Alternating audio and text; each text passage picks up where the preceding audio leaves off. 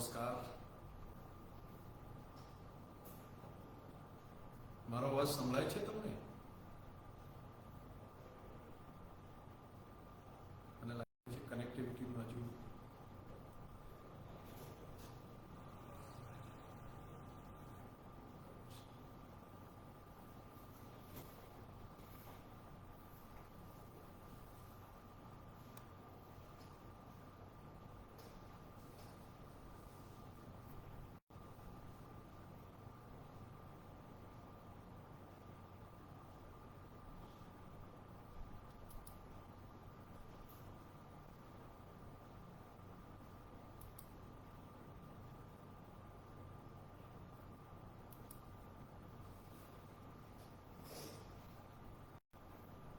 તો અહીંયા જ છે.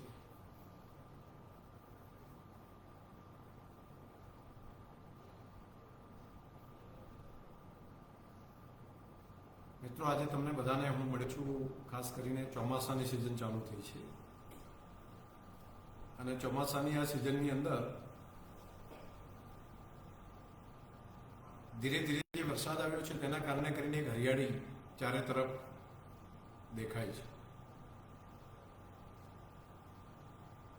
આપણે બધા આવતીકાલથી શ્રાવણ મહિનાની શરૂઆત થાય છે. તો શ્રાવણ મહિનો આખો આપણે વૃક્ષારોપણના કાર્યક્રમની અંદર આપણે પોતાનું યોગદાન આપીએ અને પ્રકૃતિને હરિયાળી ચાદર ઓઢાડવા માટે આપણે સૌ સાથે મળીને વૃક્ષારોપણના કાર્યક્રમમાં જોડાઈએ. છેલ્લા 10 વર્ષથી આપણે સૌ સાથે મળીને જે પ્રમાણે કામ કરી રહ્યા છીએ તેના ખૂબ સારા પરિણામો મળી રહ્યા છે.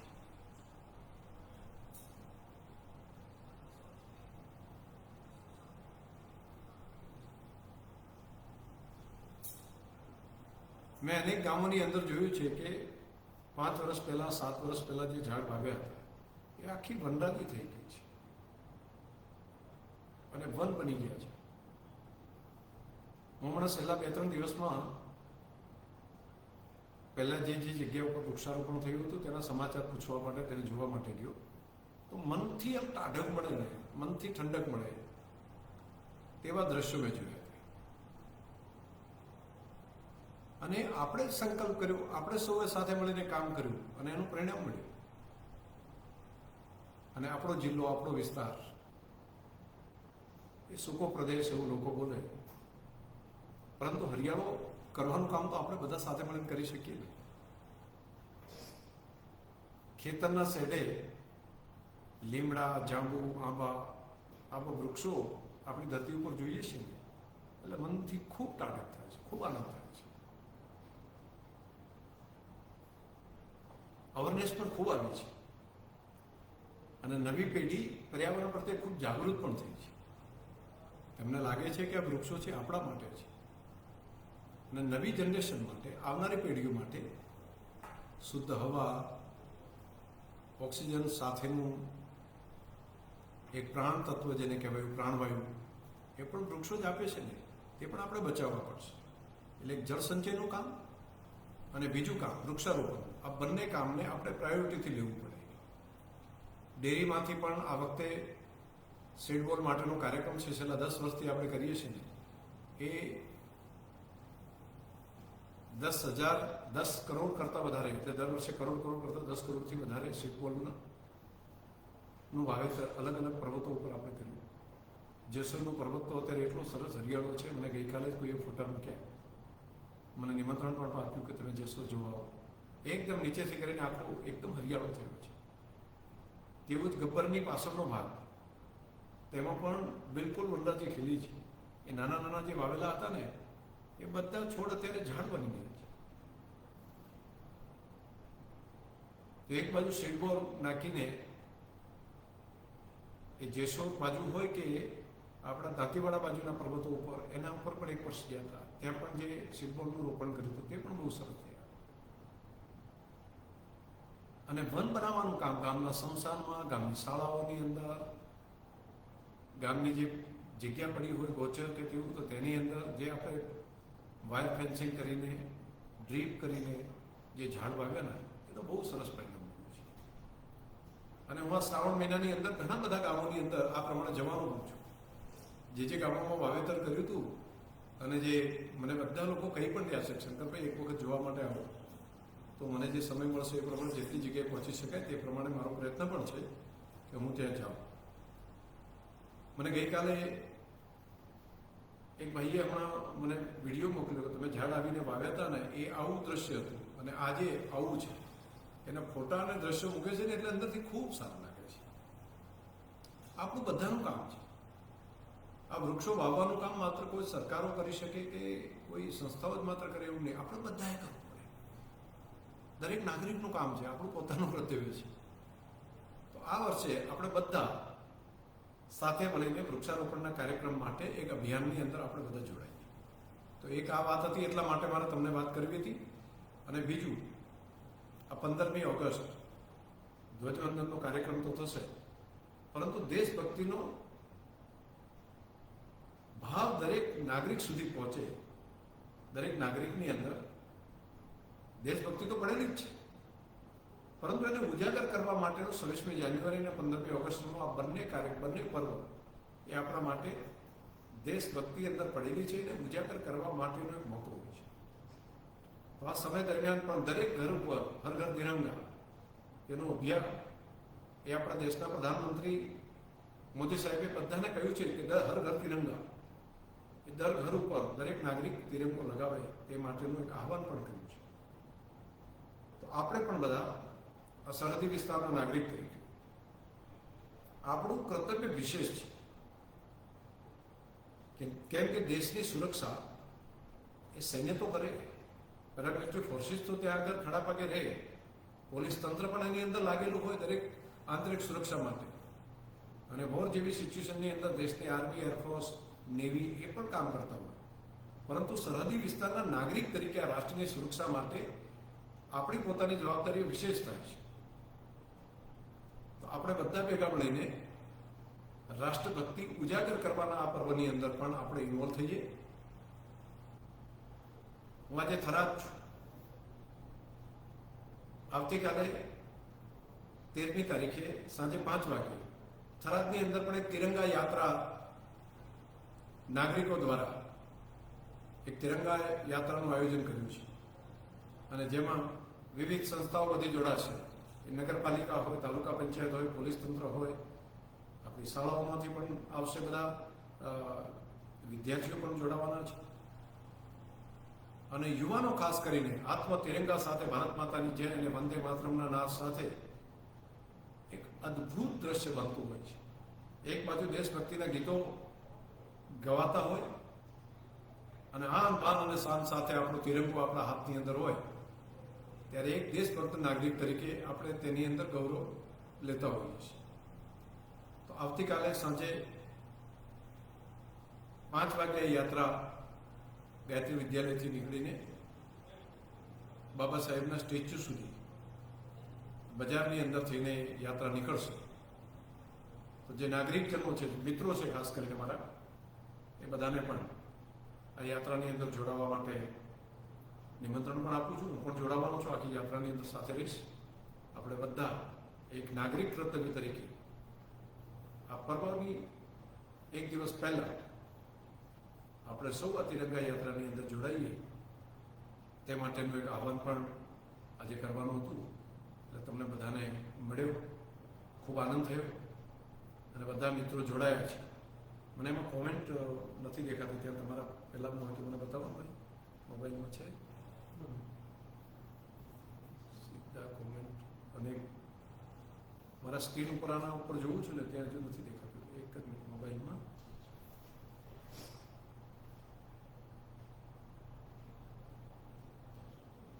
હા, ઘણા બધા મિત્રોએ કોમેન્ટો પણ કરી છે. નરેશભાઈ, શિવરાજભાઈ, શિવરામભાઈ હાલ, અમિતપુરા, જગદીશભાઈ, નરેશભાઈ,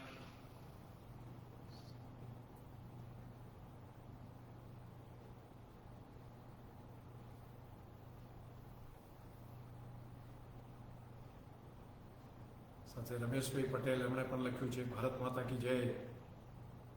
બીડી પટેલ બાબર એમણે પણ લખ્યું છે. ભરતભાઈએ નમસ્તે સાહેબ લખ્યું છે. બધાને વંદે માતરમ. પવનભાઈ અગ્રવાલ એમણે પણ જય હો લખ્યું છે. અમીરભાઈ એમણે વંદે માતરમ લખ્યું છે. જેડીભાઈ, મુકેશભાઈ ચૌધરી, રમેશભાઈ પટેલ, મનજીભાઈએ લખ્યું છે વંદે માતરમ. પીરાજી ઠાકોરે ભારત માતા કી જય લખ્યું છે. શિવાજી ગોહિલ એમણે પણ લખ્યું છે.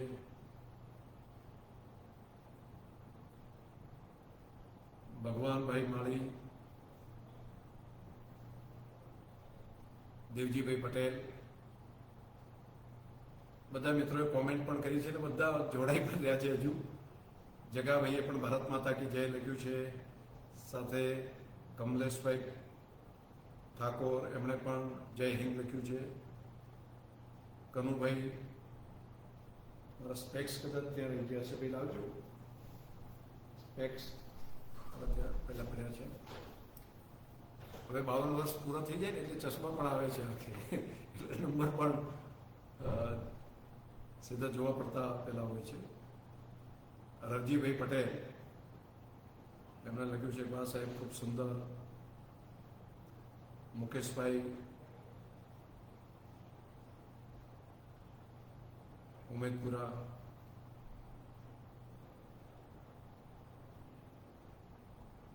ભાઈ જયપ્રકાશભાઈ જોશી, પ્રવીણભાઈ ચૌધરી, હરજીભાઈ,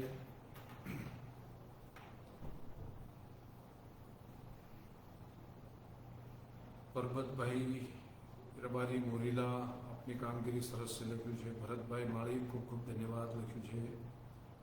મનજીભાઈ, જય ધરણીધર, વાલજીભાઈ પટેલ, અગજીભાઈ પટેલ,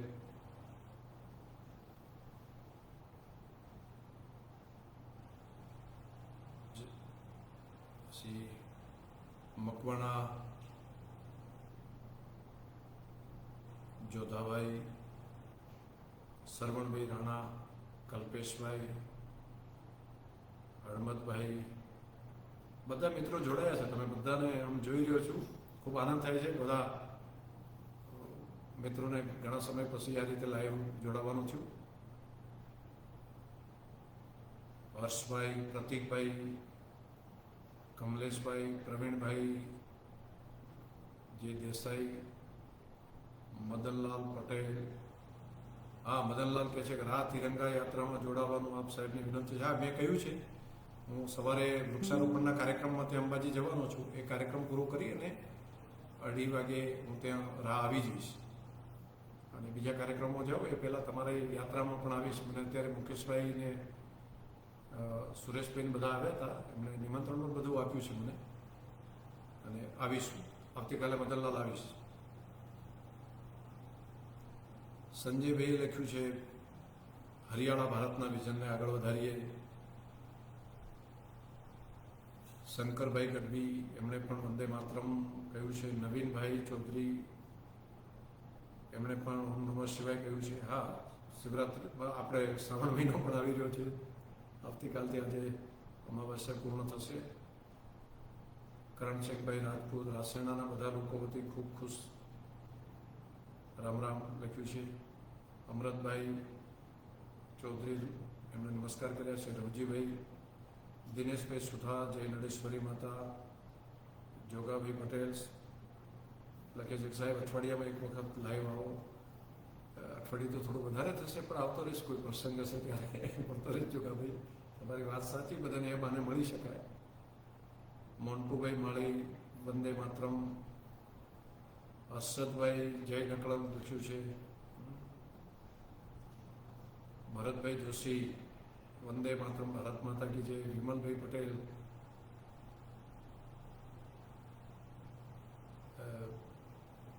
કમલભાઈ ઠાકોર, કમલાભાઈ ઠાકોર બેન છે કમલાભાઈ. દશરથભાઈ ચૌધરી, મેઘરાજભાઈ ચૌધરી, કાનજીભાઈ વાગડા થરાદ, કે ચૌધરી ગુલાબભાઈ પીપરાણી, શિવરામભાઈ મહેશ્વરી, સરવણભાઈ મહેશ્વરી, દિનેશભાઈ સુથાર, જગદીશભાઈ પ્રજાપતિ,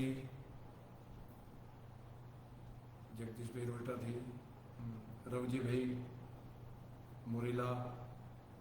રવજીભાઈ તમે તો હમણાં જ મળ્યા હતા મને, અત્યારે પઠમના કાર્યક્રમમાં હતા ત્યારે જ, બરાબર છે. ભરતભાઈ જોશી, સંજયભાઈ, જીવરાજભાઈ પટેલ, પ્રકાશકર ગૌસ્વામી, આ બધા મિત્રો તમે ખૂબ ઘણા બધા છો, બધાના નામ લઈ શકાય એમ છે. દિલીપભાઈ, વરસીભાઈ, પીએન માળી, રણછોડભાઈ, ડીપી નાઈ, ગોવિંદભાઈ, ધવલભાઈ, બધાએ લખ્યું છે ખૂબ સરસ. બધાએ સોમભાઈ લખ્યું છે રામ રામ. એડવોકેટ મહેશભાઈ પડિયા, વિરલભાઈ ચૌધરી, કુંભાભાઈ રબારી, વાલાભાઈ ચૌધરી. વાલાભાઈએ લખ્યું છે સાહેબ બનાસવાસીઓ નફાની પણ આતુરતાથી રાહ જોઈ રહ્યા છે. આ 27મી તારીખે ડેરીની એજીએમ પણ રાખી છે, એટલે એ પણ થઈ જશે. રક્ષાબંધનના આગલા દિવસે જ એજીએમ છે, તો આ નફો પણ તમે આશા રાખો, બરાબર છે. મહેનત કરી રહ્યા છે એની અંદર પણ.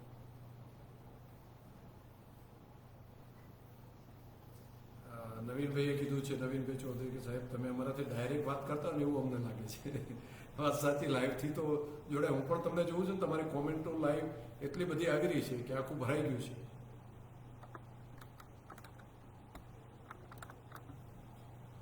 અવાજ ઓછો આવે છે એમ કે છે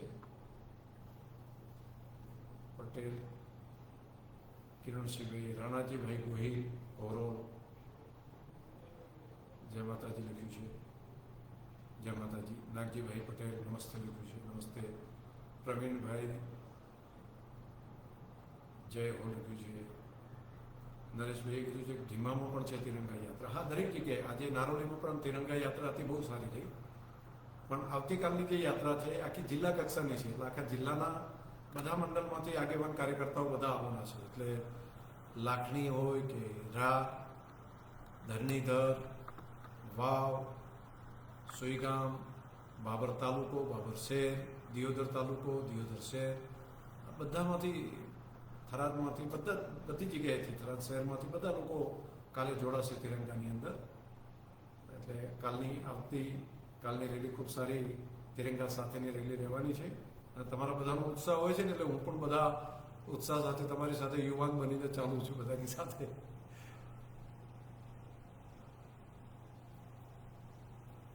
હક્કાજી ઠાકોર, એમણે પણ લખ્યું છે. મને હરેશભાઈ પ્રજાપતિએ કીધું સાહેબ થરાદમાં કેટલા વાગે કાર્યક્રમ છે? આમ 4 વાગે ગાયત્રી વિદ્યાલય બધા આવી જશે અને ત્યાંથી 4:30 આજુબાજુ નીકળશે. એટલે આમ કાર્યક્રમ એક્ઝેક્ટ 5 વાગ્યા પહેલાં ત્યાંથી નીકળી જશે. 4:30 એક્ઝેક્ટ બધા કાર્યક્રમમાં ત્યાં પહોંચી જાય તો આપણે સમયસર બધા નીકળી જઈએ.